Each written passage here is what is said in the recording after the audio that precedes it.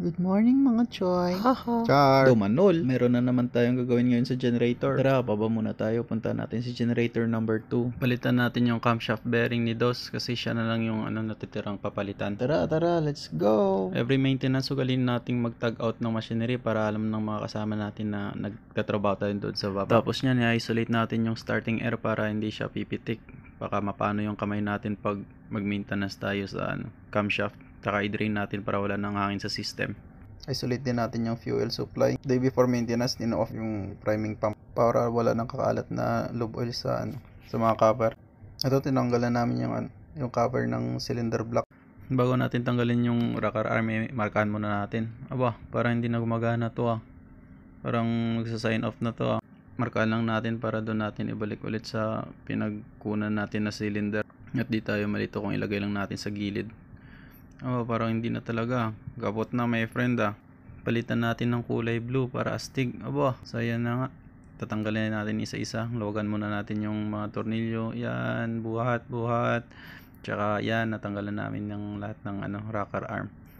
Ito nga pala si Kuya Jobert aka Birdman. Kung bibili kayo ng mga parrot o lovebirds, kontakin nyo lang Jobert Bueno on Facebook. Sabihin nyo lang pangalan ko para doble presyo.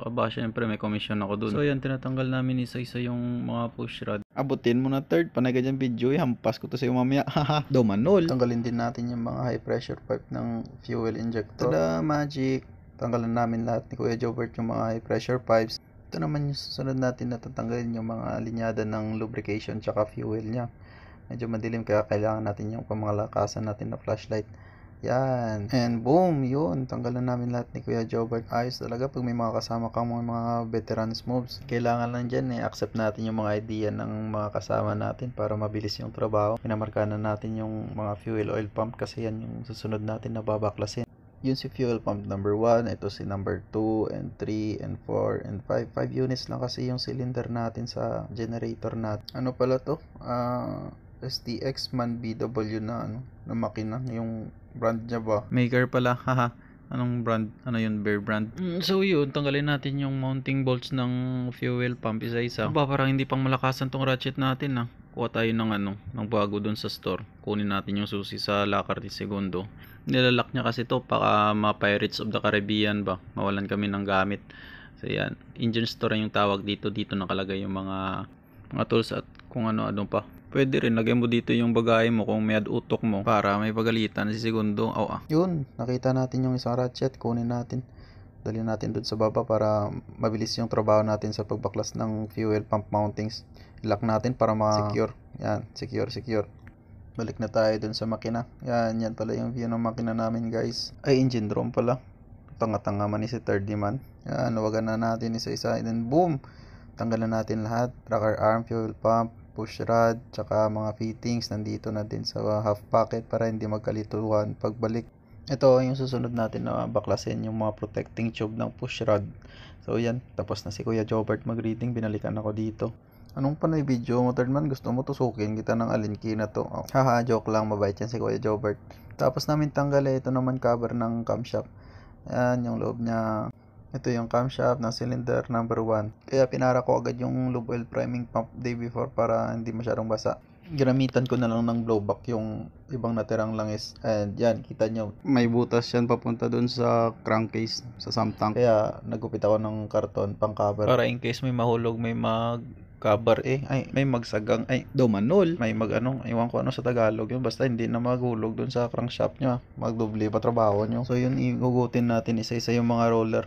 Roller yan siya ng basta roller. Sila yung nagtatransmit ng persa ng camshaft papunta sa push rod. Ganon din sa fuel pump. May roller din yun. Yan, medyo madulas. Yan yung mukha niya. Roller yan tawag. R-O-L-L-E-R. Roller, hindi roller na pangguhit na kayo. Iba naman tanan na istorya yun. Anong pinagsasabi mo sarili mo? So ito naman yung roller ng fuel pump. Medyo iba yung mukha niya kay special siya ba? Parehas ka mo. Bawat kalaw natin dito, markahan natin para hindi magkalituhan yan. Yung roller housing, tanggalin din natin yan para libre yung pagtanggal natin mamaya ng camshaft. Mahirap pala pag walang cameraman kay nakaipit yan sa tuhod ko pagtanggal ko. Habang nakaipit, sige man pulpog ko. Yan, natanggal ko na isa. Meron pa tayong 4 na natira. Bago nating tanggalin lahat, linisan muna natin yung pwesto natin dito. Baka madulas pa tayo dito mamaya. Tawanan pa tayo mamaya ni Chief Engineer. So, ayun, natanggalin natin lahat. Ng 5. Yan na sila. Pwede na natin ilapag doon. Pero markahan din natin. Tsaka, yun, tanggalin natin yung platform. Actually, ito pala si Boss Warren aka Diver Watch, taga Batayan, Cebu. Kung gusto nyo mag-tour doon, may bangkain sila, banggitin nyo lang ulit yung pangalan ko. May commission naman ako haha. Basta si Warren Andrade yan, natanggal namin yung platform off. Meron naman tayong partner, si Port Engineer Madrid aka Coolman, taga Bicol man yan.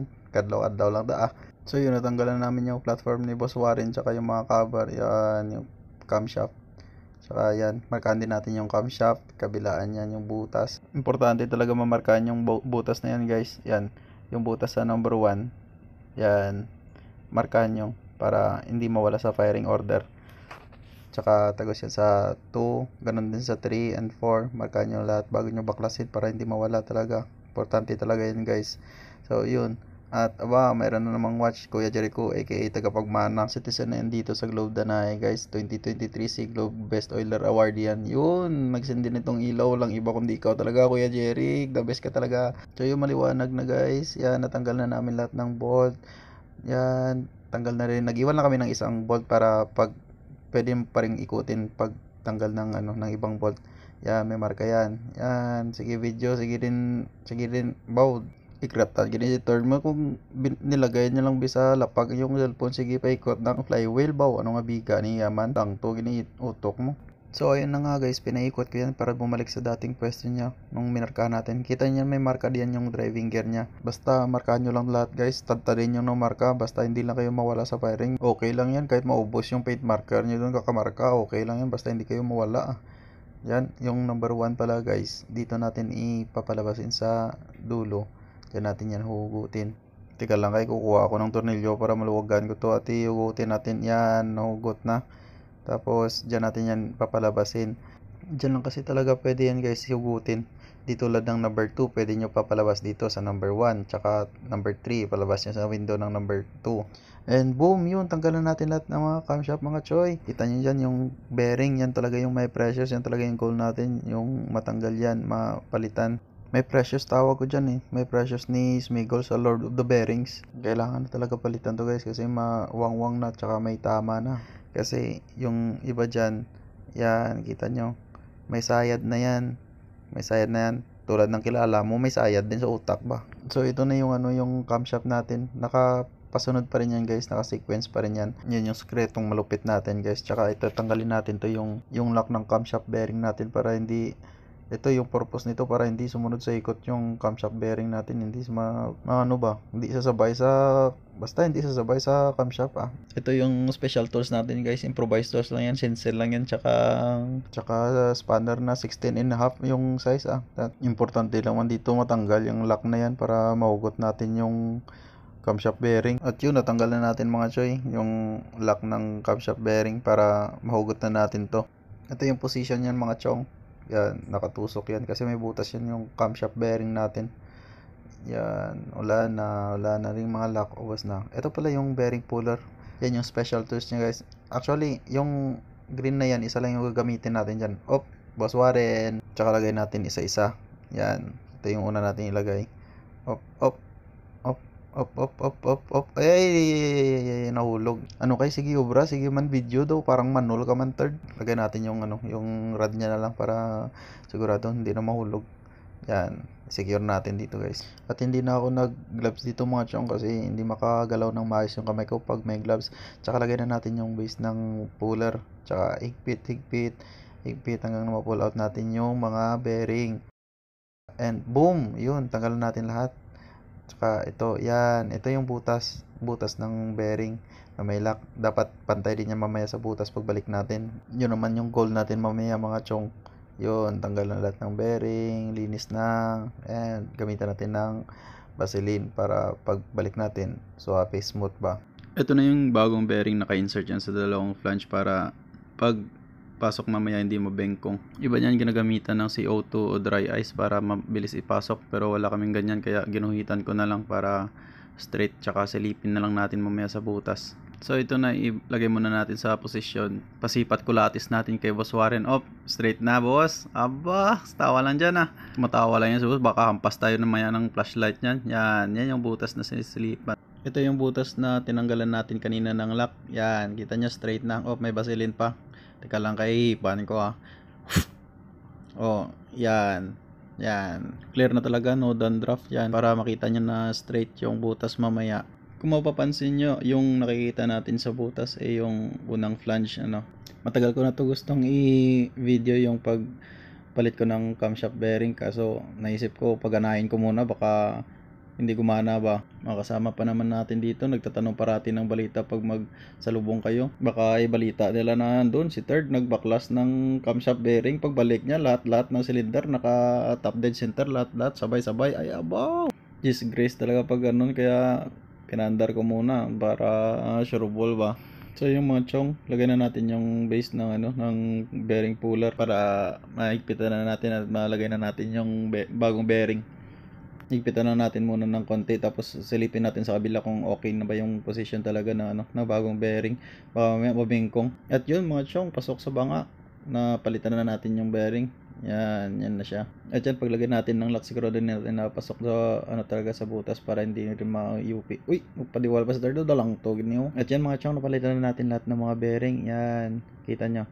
Okay na yan, nalinis na, bago na yung bearing. At yan na, balik na natin yung camshaft nya na naka-firing sequence pa rin forward, singilik yo. Tapos natin higpitan ng torque wrench. Sukatin natin yung clearance ng bearing yan. Sa taas tayo magsukat, galing yung filler gauge. Ito naman, sunod natin lagay yung roller housing. Ito yung gasket na gawa ni Kuya Jeric, ISO certified, world class quality yan. Tsaka yun, ipesta na natin yung roller housing, tapos lagyan natin mga roller at lahat na ng mga fittings. Di ko na video kasi puno na yung memory ng cellphone ko mga chong. Tapos natin mag-topic clearance, banda rin natin yung priming pump, starting air, tsaka yung fuel supply nya. At yun, success, sumandar na yung generator number 2 natin. Shoutout nga pala sa kasama ko magbaklas ng bearings sa Uno tsaka si Tres, best friend Dumaging tsaka si paring Peter Gamuso.